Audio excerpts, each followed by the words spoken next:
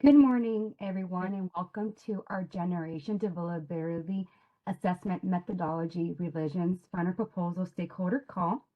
On behalf of the California ISO, my name is Brenda Corona, and we are here to help assist with this, facilitate this meeting. As well, we're going to be explaining a little few things from this meeting for the final proposal, as this helps explore opportunities to enhance the ISO deliverability study methodology and issues that have been raised by stakeholders and generate discussion and potential solutions to improve the current methodology. So this call will be recorded for informational and communities purposes only. Any related transcriptions should not be reprinted without the ISO's permission. So in this call, we welcome different dialogue and discussions. We'll have moments for questions to be asked for the final proposal, but we also we ask that our stakeholders keep comments professional and brief so we can make sure to go over all the questions that are in queue. To go over a few housekeeping reminders with instructions, using the WebEx, we use on the lower toolbar, you'll see the raise hand icon. So when you do click on that, you will be added to our queue. At the time that you're unmuted, make sure you're clicking on the right microphone on your WebEx, because at this time, the new WebEx tool will have you unmuted, but you actually might be selecting the wrong microphone device. So make sure if you're using WebEx, select the brand or device that you're using to talk through the phone. So we'll make sure we keep an eye on that. If you are unmuted at the time, but we can't hear you, we'll make sure if you're using the correct arrow pointing towards the device on the lower toolbar. At this time, Candace is my event producer who'll be assisting me with a few things on the administrative side, and we'll be sending out the attendance sheet about 15 minutes out for this meeting so you can see who's on the call. So when you do ask a question, we invite you to please state your full name and affiliation so we know who's speaking. But as for myself, I'll be helping out with this initiative moving forward. And then if there's any questions, feel free to send them over to my email or ISO Stakeholder Affairs, and we'll go over that later on the next steps for this initiative. And now just a quick overview. This overview just tells us where we're at the proposal development phase of final proposal, or the proposal development phase of the final proposal. And then we're going to head towards the ISO board decision. My team will go over that exactly where we're at and what we're going to do prior to going to the board, but we will make sure to address those next steps as well. As well, the next reminder I have for everyone is that the final proposal comments are due on January 25th. So make sure to submit those comments using the commenting tool. And if you do have any technical issues on that, let us know. But those comments are available till the 25th. So if you do them early, that'll be great for our team. But let us know. We do want to be taking all those comments before the final proposal at this time. And now I'll go ahead and introduce Danielle, who'll dive into the agenda and kick us off for this meeting. And so thanks so much, everyone, and we hope you have a great meeting. And I do see Susan's name on there really quick. We'll take Susan's name really quick just before we get started, Danielle, if that's okay with you, just in case you had a quick question. I just had a really quick question about this, and you have the schedule here, but the implementation schedule, not so much the schedule for the initiative. So I was wondering, I looked through the proposal and I couldn't really tell. Are you planning on incorporating these changes in the TPP or in the upcoming TPD allocation process? Or can you just give us a feel for when, assuming the proposal goes forward and goes to the board, when you would actually implement this proposal? Susan, this is probably the reason I hear echo, but that will be most of the presentation is when we'll be implementing.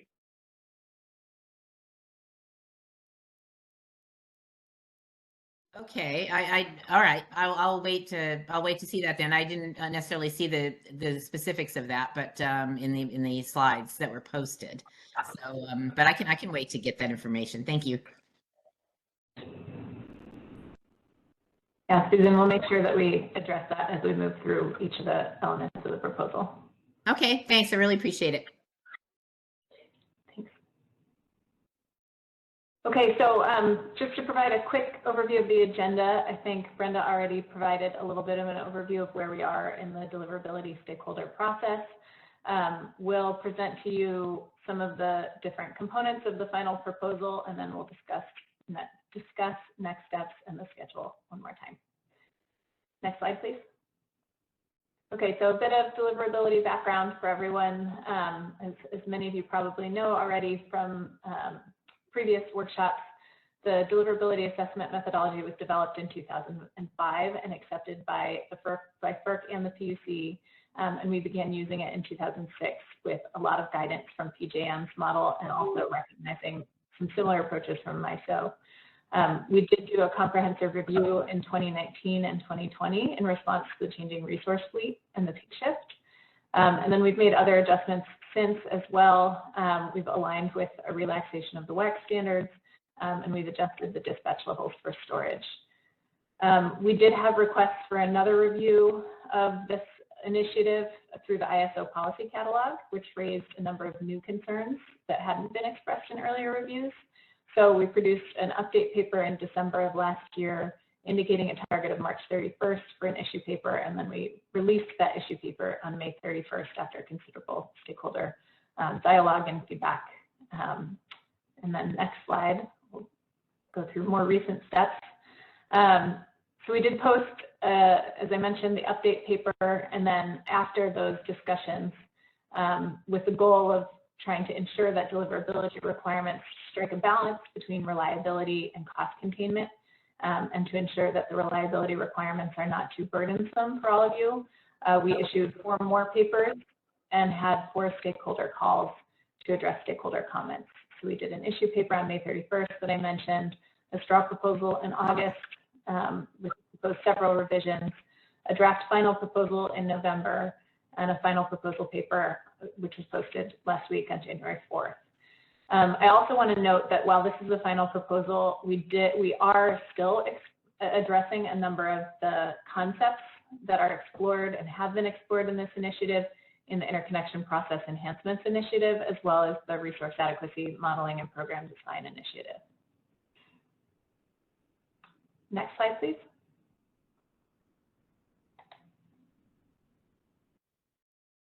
And I think something happened with my camera, but hopefully you can all still hear me. Just to give a quick summary of the final proposal, and then Robert's going to jump into the details of each of these proposals. We propose to remove the secondary system needs study from the interconnection deliverability studies and instead plan to monitor this in the planning studies. Regarding dispatch levels, we are proposing to retain our current dispatch assumptions based on the current exceedance methodologies, and we'll revisit the exceedance methodology values as the CPUC slice of day methodology and related exceedance-based approach level evolve. For simultaneous dispatch, we propose to raise the 5% distribution factor threshold for 500 kV line overload constraints to 10%. This decreases the pool of generators that have to wait for identified transmission upgrades that are intended to mitigate constraints. And for the study of N-2 contingencies on double circuit towers, we propose providing deliverability while a resource is waiting for the related N-2 deliverability upgrades to be completed, as long as the contingency is not considered always credible in the operations horizon and does not risk cascading outages. And for ADNU, LDNU guidance, we revised the guidelines for identifying area deliverability constraints. So there's a potential for more constraints to be identified as local deliverability constraints. This enables them to be addressed through the interconnection process. And with that, I will pass it to Robert, although I do see one question in the queue. So, Alexa, go ahead. Hello. Hello, this is Alex Orkin, AS Clean Energy. Can you hear me? Yes, we can. Perfect. I just had a quick question regarding the study of N-2 contingency on double circuit towers. I asked this during one of the previous calls, but I was hoping to potentially get a little bit more clarity. Are you going to use reliability cases or cluster cases that's going to dictate whether the N-2 outage causes cascading outages or not? What kind of case will be used to evaluate this criteria? Alex, this is Robert. I'll take that. Speaking. I'm sorry? This is Robert. I will be touching on that as I go through this. Okay, thank you, Robert. Looking forward to it.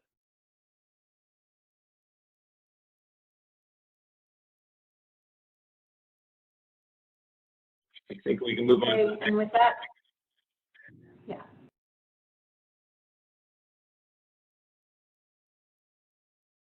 If you can make sure that the phone is close to you, Robert, we're sometimes not getting the full audio.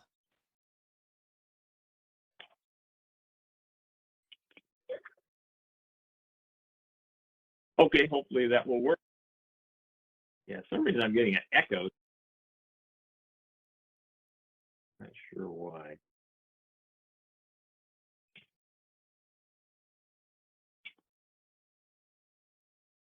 Anyway, so in the following slides, as Danielle mentioned, I will be going in over these topics in the final proposal in more detail,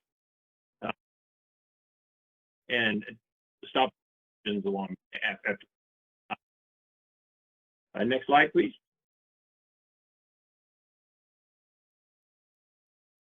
So starting with the first topic, the deliverability methodology described in detail in the various papers and stakeholders meeting this initiative, as Danielle listed. As described, there are two different study scenarios. The HSN scenario studies the highest metered load condition, the primary scenario. The SSN scenario studies a higher actual customer electricity scenario when the solar is dropping off and other resources are ramping up. Next slide, please. So as you've heard, the ISO is proposing to remove the SSN scenario from generation action. We will continue to perform the SSN study at the transmission line, the screening tool for further analysis, at least for the near future. And then getting to question, this piece of the proposal would be implemented in the 2024 TPD allocation and in all subsequent generation interconnection studies would not include the SSN scenario. So hopefully, I guess maybe the confusing part for Susan was that this implementation of the proposal in terms of the timing for just the reasons of when it's needed and when it can be implemented. Anyway, are there any questions on this before we move to the next item? Yes, we do have questions, Robert. The first question is for Renee. And she asked, as you go through this, can you please highlight what, if anything, has changed from the draft final proposal? Okay, yeah, nothing has changed, so that's pretty easy, other than providing a little more detail. Okay, we do have some raised hands. I'll go ahead and help you, the team out. So we do have 3 raised hands, just letting you know, Robert. The first hand is from Tyrone, but PG&E, go ahead. Make sure you're clicking on the mute button and click on the arrow, drop down arrow to click on the computer that you're using. Can you all hear me? Yes, we can. Okay, I'm sorry. Okay, great. Thank you. Good morning. Good morning, Robert. Thank you for the presentation. Quick question. With the drop of the SSN study, I think a couple of years ago, you all had tweaked the assumption around the storage dispatch to either be 80% or 50% in that scenario. Is it with the drop of that, is there some now new study? Are you now going to look at 2 different dispatch scenarios for storage in the HSN at, the 4-hour max and some percentage of it, or is that you're just dropping that change entirely with this proposal? I think I missed the beginning of your question, but I heard the end. Okay. So essentially, we're just not going to run the scenario in the generation action study. Be no changes to the HSN scenario. The HSN scenario would not change other than what's being proposed in this final proposal. The dispatch is, actually, I talked about this one. The dispatch in the HSN scenario is not proposed to change. Okay, great. And Okay, that makes sense. I guess then to follow up with that is I previously recall you had changed the dispatch for storage to some percent. I don't know if it was 50 or if it was 80 for the SSN case. So I'm asking, are you going to look at the HSN with multiple dispatch scenarios for storage? And what upgrades would then be associated with that, if at all possible? the short answer is no, if I Okay. understand your question. But I'll repeat what I said before. We're not changing the dispatch assumptions in the HSN scenario. We're not changing the storage in the HSN scenario. Okay. All right. Thanks.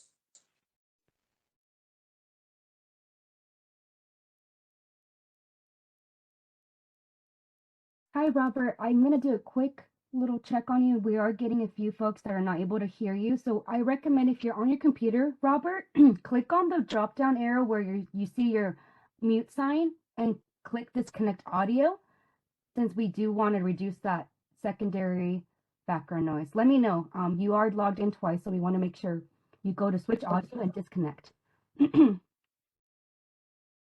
So I go to the audio and video. Yeah, go to mute. Yeah, go to mute and click switch audio and then click disconnect audio. I don't think his audio is connected on WebEx itself. I think you are disconnected. Okay, no problem. We'll do our best.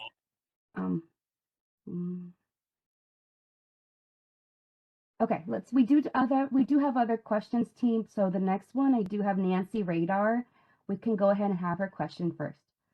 I was just wondering, has the SSN change been applied in anything so far? I've heard some indications that it is being applied already. There have been none of the proposed changes have been applied. Okay, thank you. We do have Alex back in queue. Let's go ahead and ask Alex from AES Clean Energy. Go ahead. Let's go ahead and unmute Alex. Go ahead, Alex.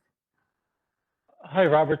This is Alex Wicken from AES Clean Energy. I had another quick question. Do you have any number or any estimates in how many of the constraints SSN was the limiting scenario? So for how many constraints can we expect additional deliverability due to this change? Well, last in 2022, as Tyrone was mentioning, we changed the dispatch assumption for storage in the SSN scenario in 2022, and that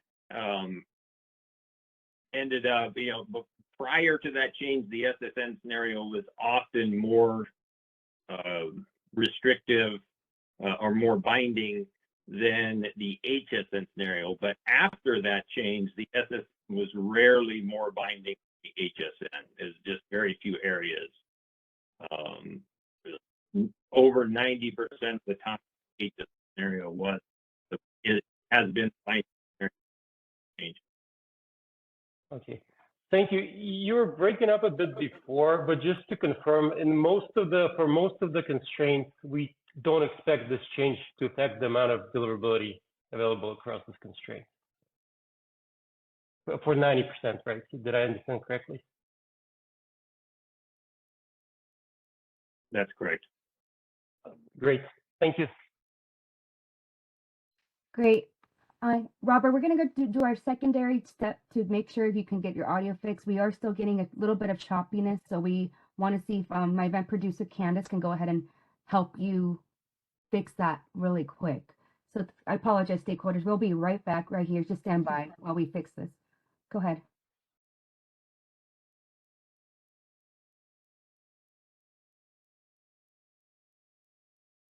Who? Oh, Candace, are you there? Go ahead. She's on mute. 1 second. So Here.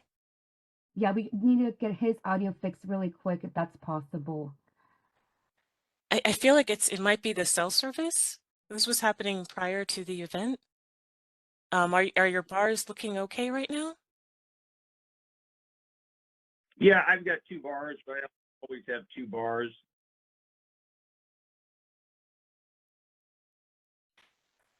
I think that's what's causing the choppiness. Are you able to connect your audio through WebEx? Would it be,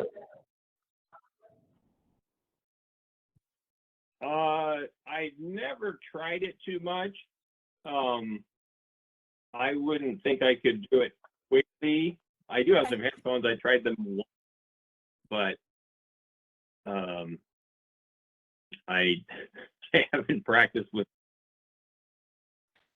Okay. I could. Let me try. Brenda, is it possible to perhaps do a further point in the presentation and come back, and we'll see if maybe the computer audio will work better? Yeah, I think, Robert, if you can connect through the computer and use your speakers through your computer, that'd be great, and disconnect from the phone.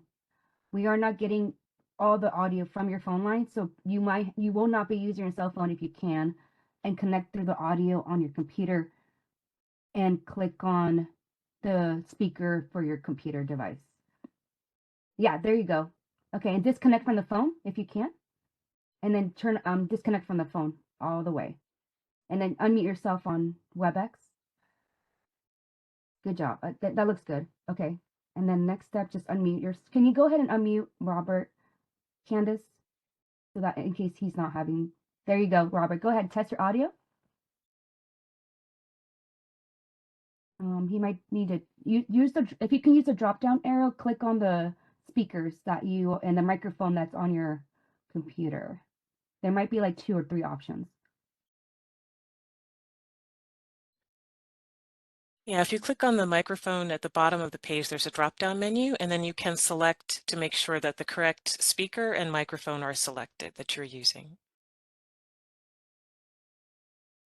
And you can also adjust the volume as well.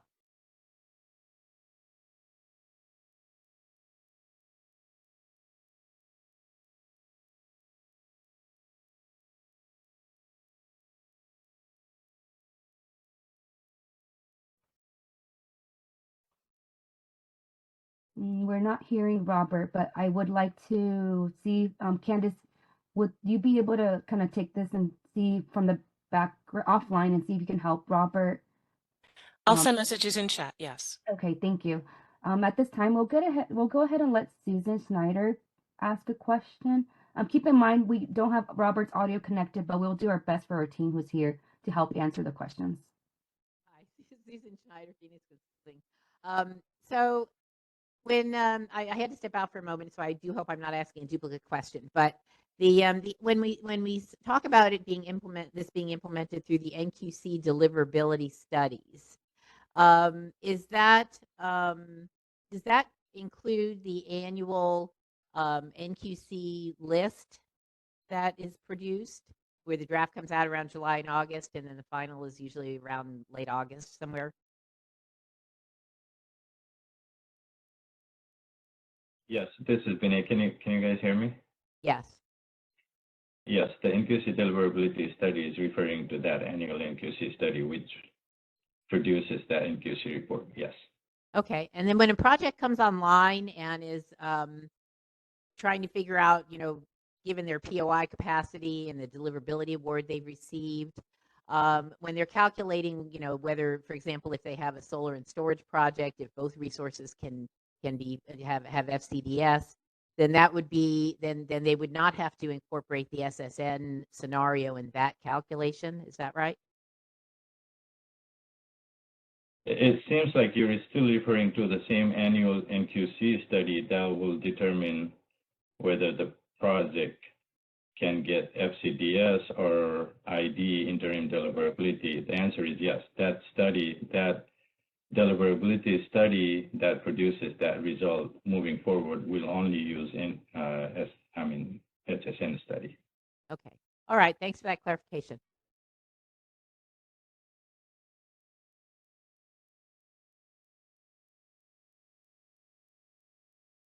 Okay, I don't see any other questions at the queue.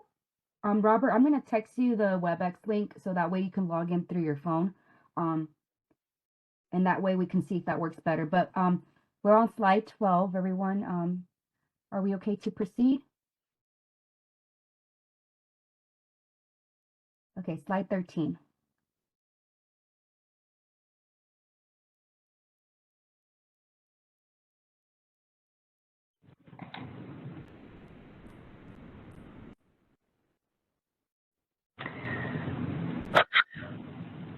So I'll try to take this and stand in for Robert. So regarding dispatch levels, the ISO notes that CPC is developing the exceedance values as part of its slice of day implementation and plan to continue monitoring development of the NQC values. So we're not proposing any changes to the dispatch levels. In response to some of the questions that we've had from stakeholders, this is not a change from the final proposal. This is consistent with what we proposed in the last draft as well. Hey, Danielle, this is Robert. Can you hear me any better? Hello? Anybody hear I can me? hear you. Yes, we can hear you. Yes, you sound great, Robert. Good. It's a different phone. I didn't think about that. But anyway, so I guess it's working, although I still have an echo. So I hung up for a while, so I didn't hear where we are. Can I move to the next slide? It's working great for us. If you can hear us, then. No. I'm sorry, can you repeat that? Yeah, I covered this slide, and I was waiting. I covered this slide, slide 13, so we can move on to the next one.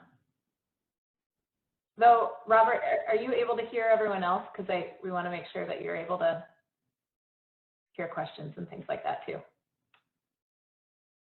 Well, I hear you.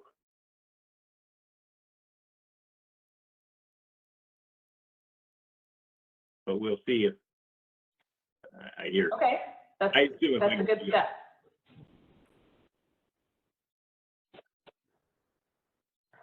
Okay, one second. Robert, we're gonna move your computer to. Let's proceed then.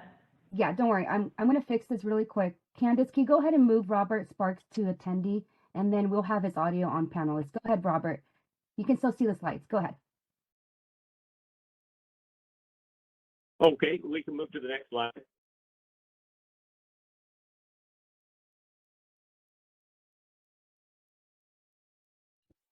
And I'm like,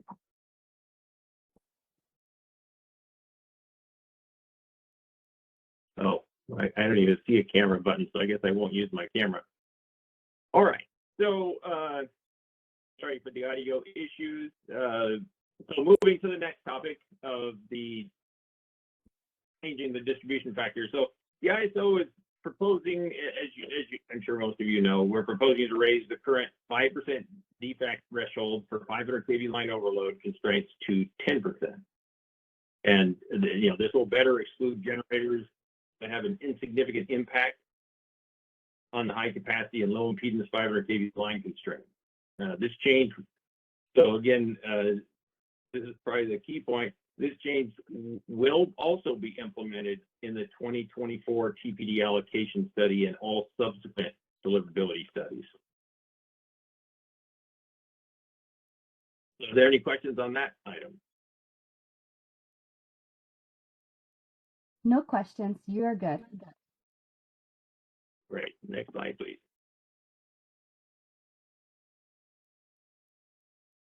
So moving to the next item, the ISO is proposing to refine the way N-2 contingencies are analyzed in the deliverability study. If an N-2 contingency results in an overloaded facility, but not cascading outages, then upgrades would be required, but would not delay generation projects from becoming deliverable. Generation projects would be eligible for FCDS during the development period of the transmission upgrades, necessary to mitigate the N-2 contingency, assuming that no other constraints are binding. If, on the other hand, there is a cascading outage risk identified, if the N-2 contingency is considered always credible in the operation, or if the contingency is considered always credible in the operations horizon, then the mitigation for that contingency would be required for the assigned or later generation projects behind that constraint before they could obtain FCDS. Hi, Robert. We do have two questions. We'll go to the first person. Let me, I think Okay. there's another slide on this topic, but I didn't give it. So, yes, so let me go through this slide and then we'll take questions. So we plan to evaluate the risk of cascading outages as a result of N-2 contingencies in the 2024 reassessment. So again, this is a key point. So listen again, we plan to evaluate the risk of cascading outages as a result of N-2 contingencies in the 2024 reassessment, which is different. It will not be implemented in the 2024 TPD allocation because there's just not time to do that within the TPD allocation, and it requires additional analysis that is not part of the TPD allocation. So this will be an expanded scope for the 2024 reassessment study, and the results would be included in the 2024 reassessment study report. Going forward, the cascading analysis would be part of the TPP and interconnection study reliability assessment. You know, using the reliability cases, I think there was a question about that. It would be a little back and forth, most likely between the policy studies and the reliability studies in the TPP. In the cascading studies, the reliability base case would first be tested against all contingencies that are always run in the ISO market. Basically, the N-1 contingencies and the always credible N-2s that are analyzed in the real-time market in real time. So those would be run on the reliability test. Any overloads identified would be mitigated in that base case by reducing the generation output behind that constraint just enough to get below the overload. And then that adjusted case would be analyzed in the cascading analysis, running the all the N-2s and checking to see if there's any cascading concerns without the proposed mitigation.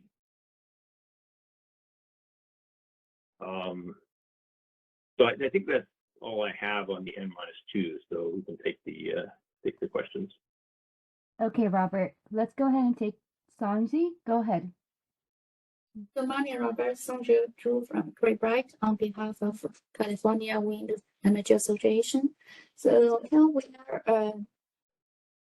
support ISO to extend this concept of cascading -2 contingencies to all the deliverability studies beyond just the interim deliverability?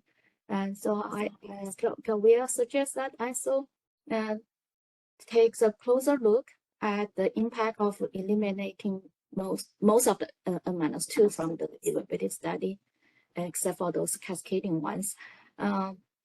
So what's ISO thought on that proposal, and will the ISO perform some evaluation using your latest studies? You already have the cluster study results. Just based on that study, removing the N-2 overloads, just looking at N-1, how much benefit the generation society could get from that?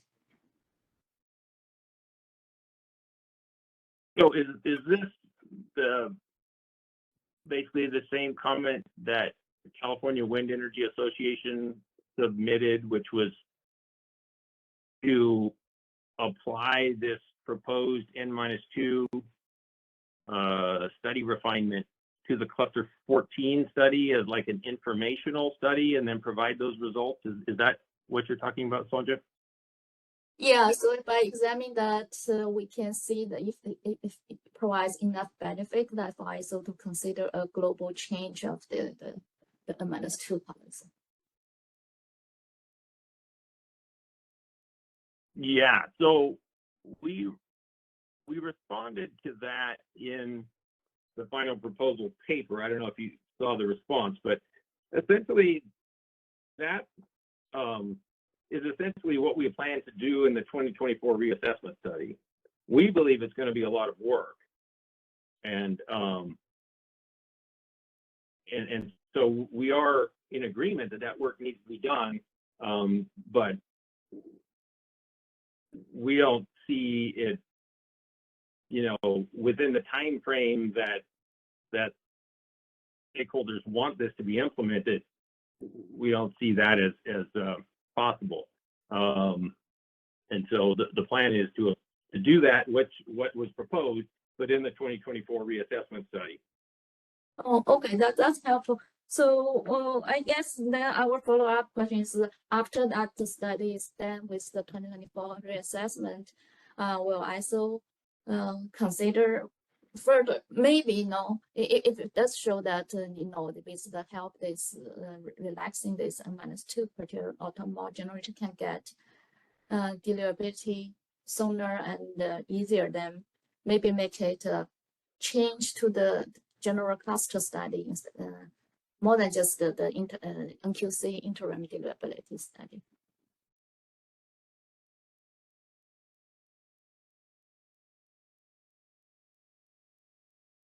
I mean, apply this cascading N-2 only, study the cascading P7 in all the generation interconnection studies.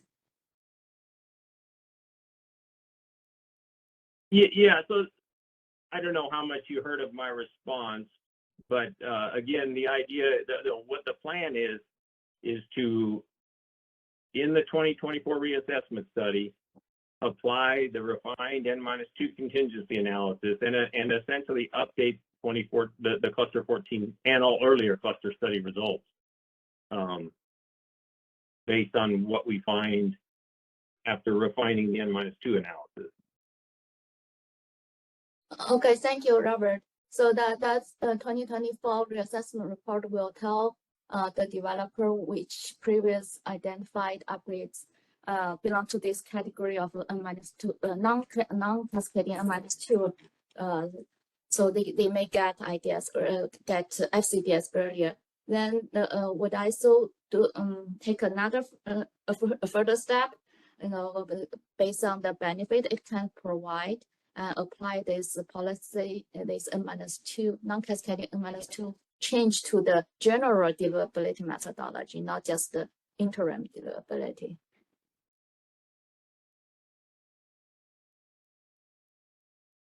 I don't think there's a difference. They're going to get FCDS.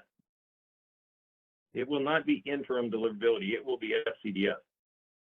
Yeah, but I mean, like in the TPD allocation, if you only consider non-cascading, then more project can receive that to the FCDS. So,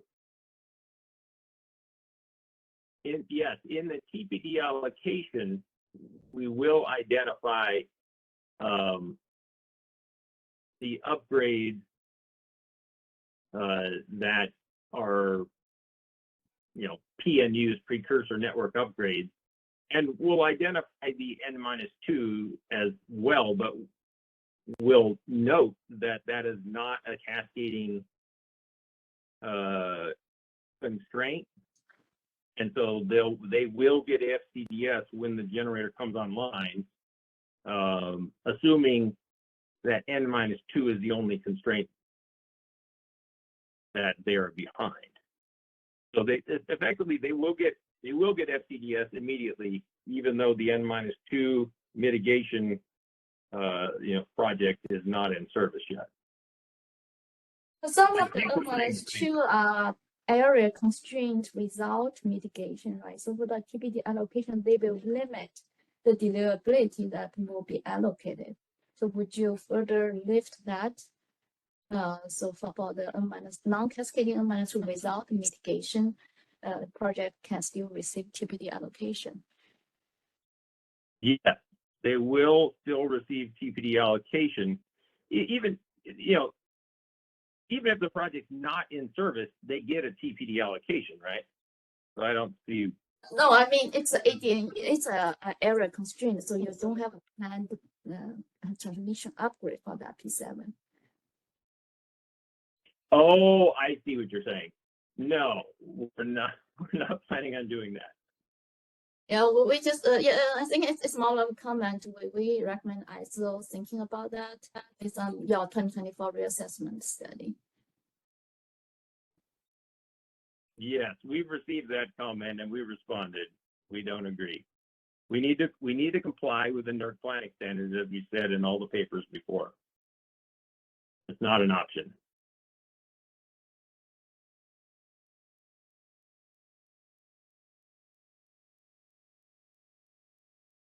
Is that it? Okay, thank you.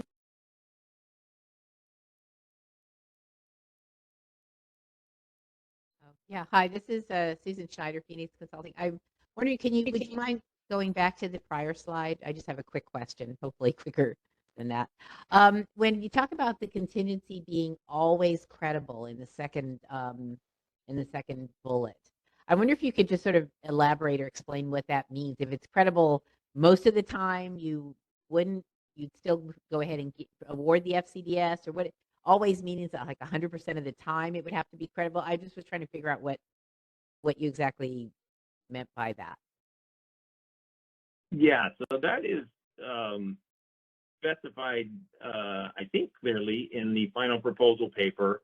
There's I believe, a footnote on that always credible. And it points to an ISO operating procedure, which identifies the always credible multiple contingencies that are always run in the ISO market. So there's no in between. There's no mostly credible sort of thing. It's either always credible. There's a conditionally credible, which is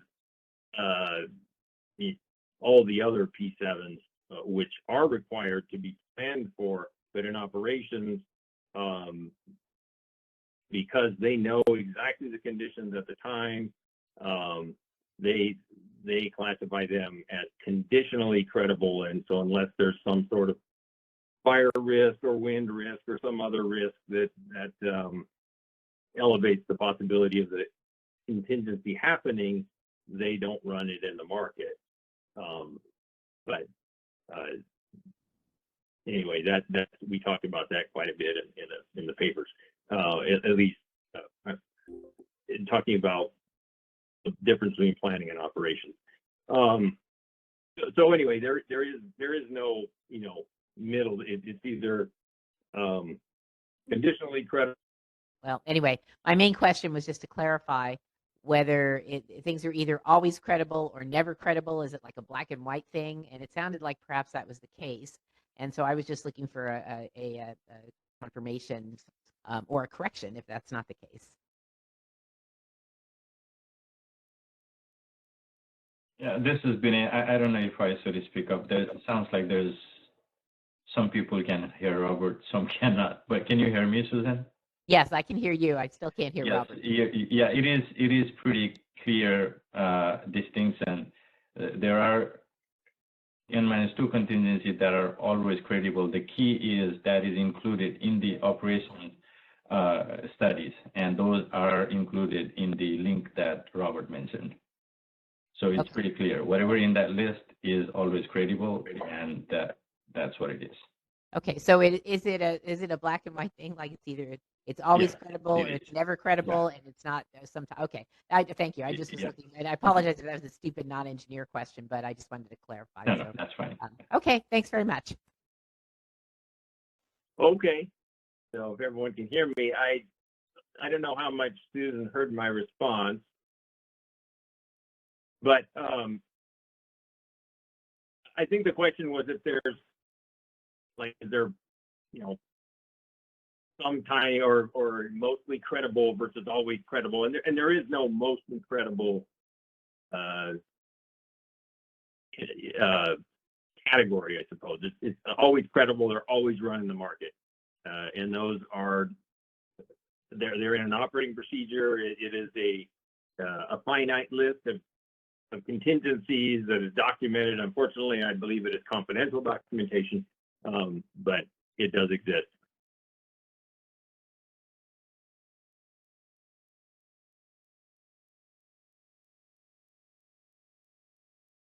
Does that answer your question, Susan, if you can hear me? She dropped off. She lowered her hand, Robert, but you're on slide 16. Okay. Yeah. Okay. Are there any more questions? No questions. All right. Well, let's move to the next slide. So moving to the next topic on the AD&U guidelines, the ISO proposes to change the ADC-C4 area constraint guideline as shown edited on this slide. The $20 million threshold would be changed to $60,000 per megawatt, to a $60,000 per megawatt threshold, and that value would be adjusted with the RNU reimbursement. I think it's around 80,000 right now, and this would just mirror that value. And since these guidelines are only used in the cluster studies, again, listen, since these guidelines are only used in the cluster studies, the ISO plans to implement this change in the cluster 15 study. And so it's a little, we're phasing this in as quick as we can, and when applicable. In this case, it's just not applicable until the cluster 15 studies. And then of course all subsequent cluster studies. So hopefully that answers Susan's question, and anybody else that has that question as to when. So yeah, the implementation is definitely depends on which part of the proposal. Again, we're implementing as soon as we can and when it's applicable. Any questions on that item? If anyone has a question, use the raise hand icon. But other than that, I don't see any questions in queue, Robert. Okay, I think they're worn down with audio issues. Next slide, please.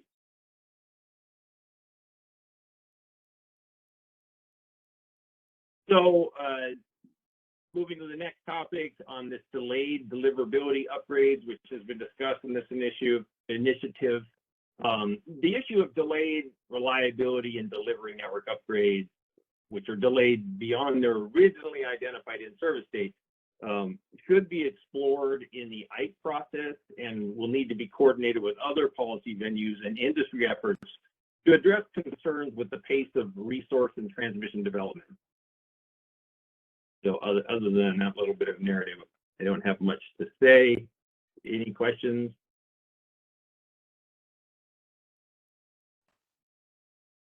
I don't see any questions in queue. Slide for me.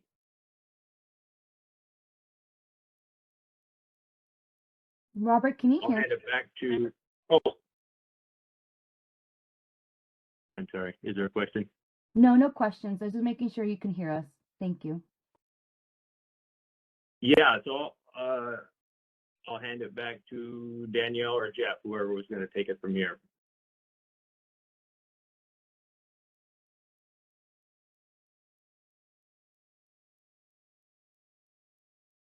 Thanks, Robert. So the next steps for the initiative are that we plan to accept comments on January 25th on the final proposal. I'm sorry, that should not say draft final proposal. It should say final proposal. And then we'll implement it as Robert described through each of the elements as we move forward through the next year. I do want to flag, I think it was noted at the beginning, but it's worth emphasizing that none of the changes proposed in this final proposal require Board of Governors approval. Most of these are changes to ISO management functions and there may be limited changes to the Get Out Business Practice Manual and the On-Peak Deliverability Assessment Methodology document. But we do not plan to take this to the Board of Governors as a decisional item. It's really just changes that we plan to implement as described throughout the workshop today.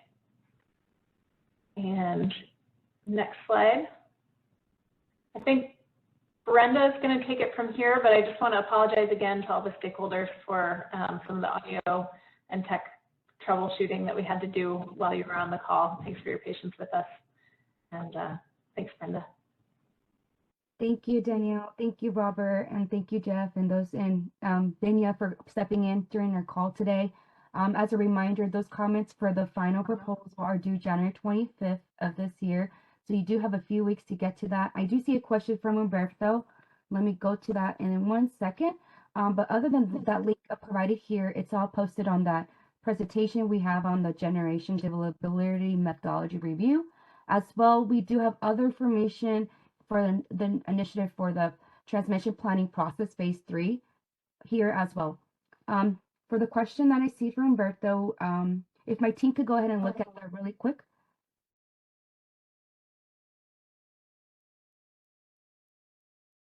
Okay, I can read it out loud if the team is.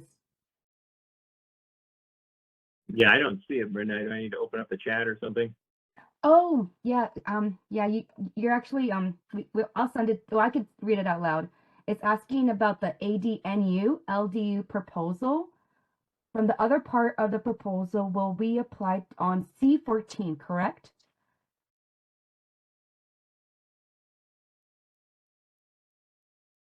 No, it will not be applied to cluster 14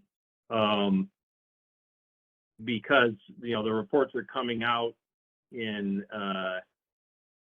about 20 days or less. So in a few weeks, those reports will be published. There would be no time to go back and redo all the cluster 14 studies, and so will not be applied to cluster 14.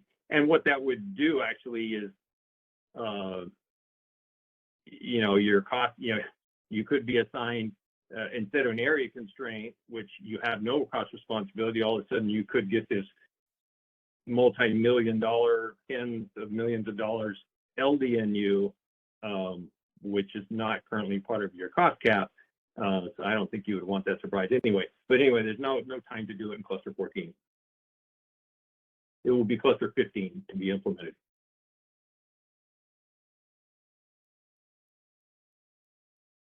We do have Umberto who would like to respond. Robert, he's the one who asked the question. So let's go ahead and unmute.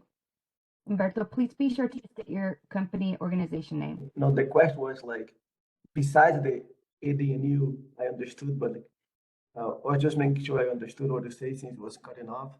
So only that section, the ADNU, and I understood what you mentioned, because I'm not going to have time. Everything else on the proposal will be applicable to cluster 14, correct? The defects, the M-2s. Is that correct? I'm thinking, yeah, I mean, essentially cluster 14 will be going through the TPD allocation.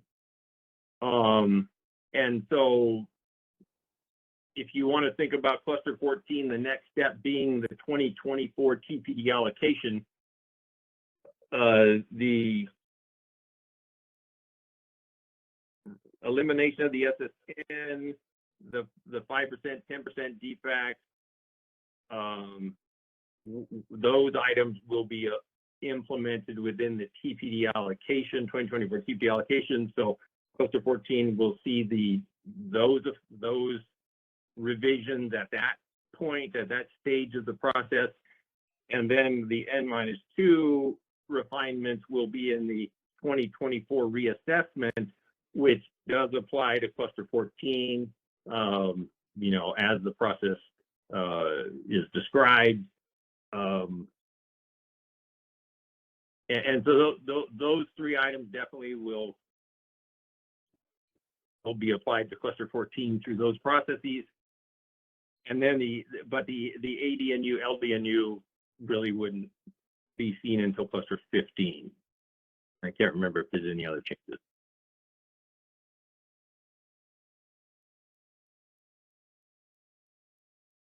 Does that answer your question, Humberto, I think was your name?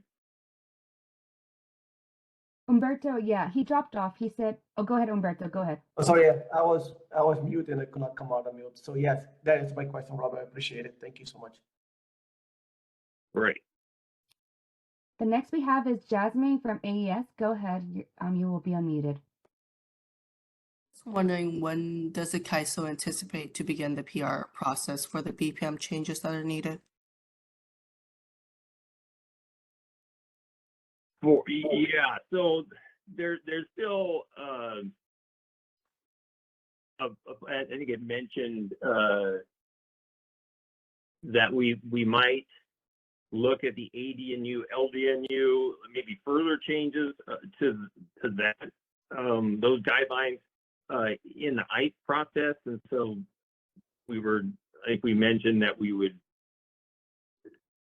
I suppose, wait for that process, but we'll see how that goes. But we do need to have that BPM change before we start the cluster 15 study. So we'll have to back up from there, and we'll start at that time at the latest. Okay, that's helpful. Regardless of what's going on in ICE, I think. Thank you.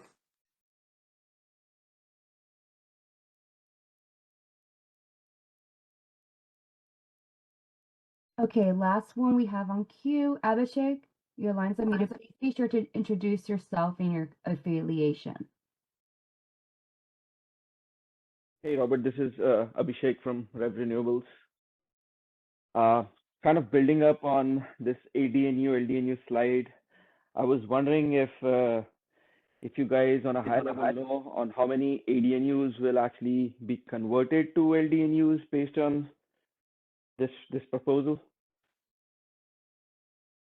So again, in the final proposal paper, we did add that sort of information. What we did is we looked at all the area constraints that were in cluster 14 phase 1, which are also in the transmission capability limits paper and the spreadsheet that are posted on the website. And you can see the cost of, at least the cost of all the upgrades in that spreadsheet. So looking at those costs, we identified the upgrades that were, I guess, met the criteria. And I think it was only about a dozen or less that would even be, I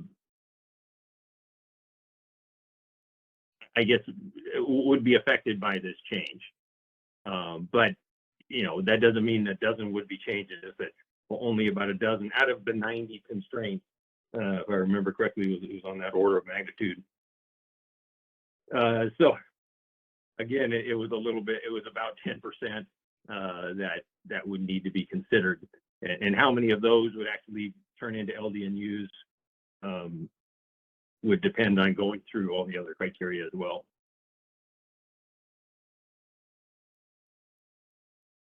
Okay.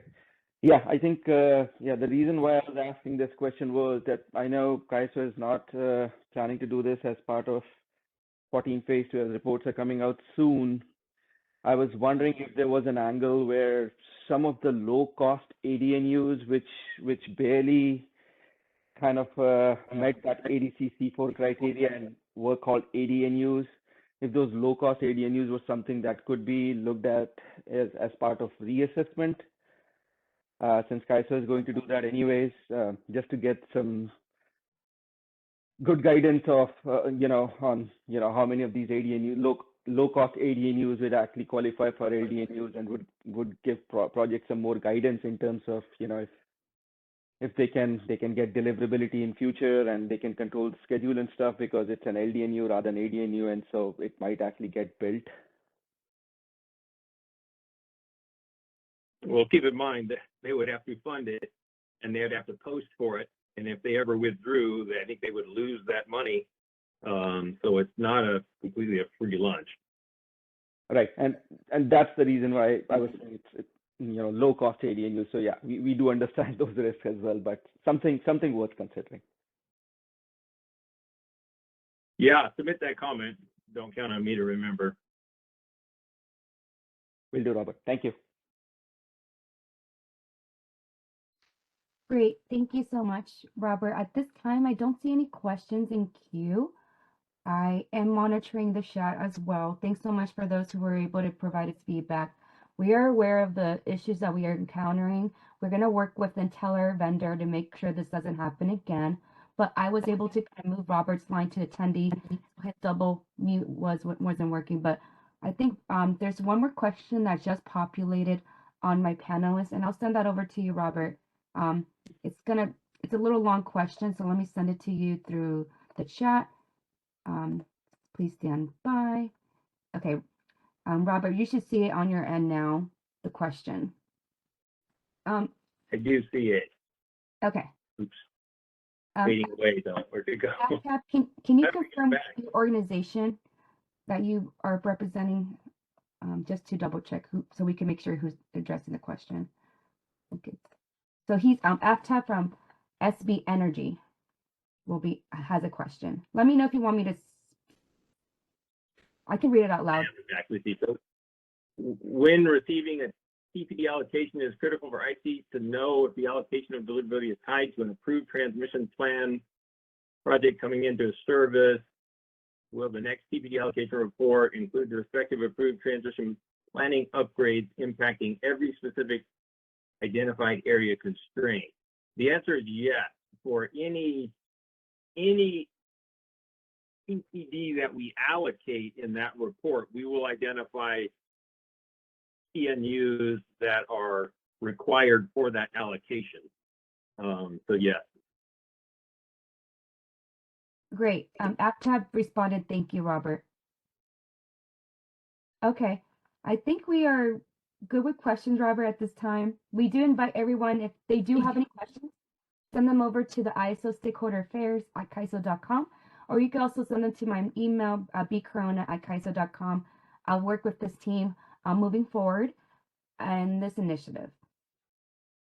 As well, we just have a news release that we just sent out from the California ISO, and FERC just accepted the ISO tariff changes for the Western day-ahead electricity market. And so this new release provides a lot of information. Feel free to look over it. It has a lot of information with the news. The new rules are adopted to the day-ahead market as well as the extended day-ahead market, EDAM. So it was really great to work with everyone on this. Most of you that are on this call that have been involved with these two initiatives. So there's a lot of information there with that news release, but feel free to check it out. It's on our KAISO website, and we appreciate those who are on the call. We will do our best to get this recording out to everyone and post it to our initiative website. And let me double check if there's no more questions. And I think there's no more questions from anyone in the team, but thanks so much, everyone. And we will do our best for the next upcoming meetings to make sure audio is connected and fully mitigated and we don't have any more issues. But other than that, Candace, I'll hand it off to you to close our call. That concludes our conference. Thank you all for your patience today. Thank you for using Inteller Events. You may now disconnect.